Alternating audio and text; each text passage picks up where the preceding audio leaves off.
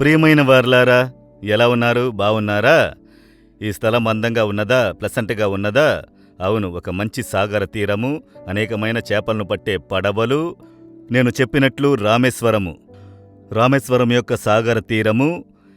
ఈ చేపలు పట్టే వృత్తిని బట్టి ఈ పట్టణంలో అనేకమైన ప్రజల జీవనాధారము ఉన్నది. వీటిని బట్టే ఆ ప్రజల జీవనాధారము, ఒక సముద్రమును బట్టి అందులో దొరికే చేపలను బట్టి ఎన్నో కోట్ల మంది ప్రజల్ని ప్రభువు జీవింపజేయుచున్నారు. చూసారా? సముద్ర సంపద అన్నది దేవుడిచ్చే ఆశీర్వాదము. కనుక దేవుడు వచ్చి ఈ చేపలు పట్టే సహోదరులను ఆశీర్వదించున్నట్లు మనం ఎప్పుడూ ప్రార్థించాలి అని మీకు జ్ఞాపకం చేస్తున్నాను. ఎందుకంటే ప్రాణమును పణంగా పెట్టి ఎన్నో ఆపదల మధ్య చేపలు పట్టి వృత్తి కొరకు సముద్రంలోకి వారు వెళుచున్నారు. ఏ సమయంలో సముద్రంలో ఏ ఆపద వస్తుందో చెప్పలేము. వాటి మధ్య వారు వెళ్ళి వస్తున్నారు కదా, వారిని జ్ఞాపకం చేసుకొని దేవుని స్తుతించాలి, వారి కొరకు ప్రార్థించాలి. సరే, ఈ దినం దేవుడు నాకే వాక్యం ఉంచినారు అని అంటే 1 యోహాను 2వ అధ్యాయం 15వ వచనములో దేవుడు చెబుతున్నారు, ఈ లోకమునైనను లోకములో ఉన్న వాటినైనను ప్రేమింపకుడి. మనము దేవుని ప్రేమించాలి.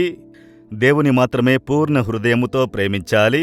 దేవుని పిల్లలు ఒకరినొకరు ప్రేమించుకోవాలి. మనుషులను మనం ప్రేమించాలి. లోకములో ఉన్న వాటిని ప్రేమింపకుడి. మనం లోకంలోనే కదా ఉన్నాం. లోకంలో ఉన్నప్పుడు లోకమును ప్రేమించకుండా ఎలా ఉండగలము? లోకములో ఉన్న కార్యములు, మనం లోకమును విడిచి దేవుని వల్ల లోకంలో నుండి వేరుపడ్డామన్న గ్రహింపు మనలో ఉండాలి. లోకంలోనే కదా జీవిస్తున్నాం. మనం జీవించుటకు అవసరమైన కార్యములు ఉన్నవి. తినుటకు తిండి, ధరించుకొనుటకు వస్త్రాలు, నివసించుటకు ఒక ఇల్లు, వరుమానమునకు ఒక పని, ఇవన్నీ అవసరములు. వాటన్నిటినీ దేవుడు ఇచ్చును. లోకంలో ఉన్న వాటిని ప్రేమించకుడి అని చెబితే కండ్లలో ఉన్న ఇచ్చ, శరీర ఆశ, జీవపు డంభము, ఇవన్నీ మీ ఇచ్చను ప్రేమించు కార్యములు, పాపమును రేకెత్తించే కార్యములు, అతిశయమును అధికము చేసే కార్యములు, ఇవన్నీ సాతాను వల్ల కలిగినవి.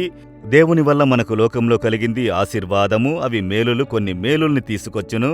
పాపమును తీసుకువచ్చే కార్యములన్నీ సాతాను వల్ల కలిగినవి. ఈ లోకములో అది బలముగా క్రియ చేయుచున్నది.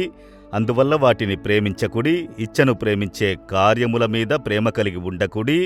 అతిశయము కలిగే కార్యములలో ప్రేమ కలిగి ఉండకుడి అని దేవుడు చెబుతున్నాడు. కనుక మనము లోకములో జీవించిన లోకములో ఉన్నటువంటి వాటిని ప్రేమించకుండా ఉండునట్లు మనం జీవించుటకు మనకు మార్గమును కలుగజేసిన దేవుణ్ణి ప్రేమించాలి. ఆయన మనకు ఉంచిన ఆశీర్వాదములు ప్రేమించి పొందుకోవాలే తప్ప సాతానుడు ఈ లోకాధిపతిగా క్రియ చేయుచున్నాడు. వానికున్న వాటిని ప్రేమించి అందులో చిక్కుకొనకూడదు. మీ జీవితమును యోచించి చూడండి. సాతానునికి ఏదో ఒక కార్యమునకు స్థలమిచ్చి దాన్ని ప్రేమించి ఏదో ఒక దానికి బానిసలైపోయారు కదా. సెల్ ఫోన్కి బానిస, టీవీకి బానిస, త్రాగుటకు బానిస, పొగ త్రాగుటకు బానిస. ఇవన్నీ లోకపు క్రియలు. వాటికి మీరు బానిసలయ్యారంటే వాటిని మీరు ప్రేమించి పోయినందువలన కొంచెంగా సాతానుడు వాటిని ఉంచుకొని మిమ్మల్ని బానిస చేసి ఈ దినం మీ జీవితమునే వాడు నాశనం చేయుచున్నాడు. వాటిని ప్రేమించకుండా వాటిలో నుండి బయటకు రండి. దేవుని మీద ప్రేమ చూపుడి, దేవుని కార్యములందు ప్రేమ చూపుడి. అప్పుడు మీరు ఆశీర్వాదంగా ఉందురు.